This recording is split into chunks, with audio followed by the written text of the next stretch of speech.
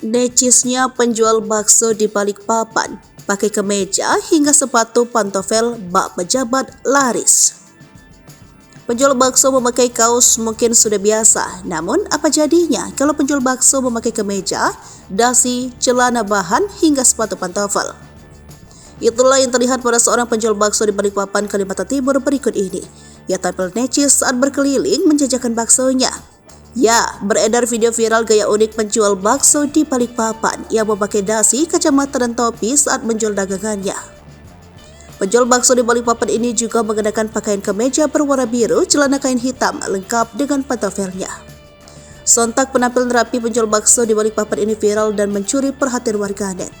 Dalam postingan akun Instagram Info Balikpapan memperlihatkan gaya unik Pak Libroto, seorang penjual bakso di Balikpapan.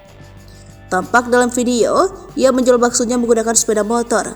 Biasanya Pak Libroto menjual dagangannya di KM 4 atau kawasan Terminal Batu Ampar, Balikpapan, Kalimantan Timur. Menurut informasinya, Pak Libroto telah menjual baksonya sejak lama. Terlepas dari gaya uniknya yang viral, bakso Putra Mandala milik Pak Libroto ini memiliki rasa yang enak. Hal itu dikatakan oleh sejumlah warga Balikpapan alias pelanggan Pak Libroto.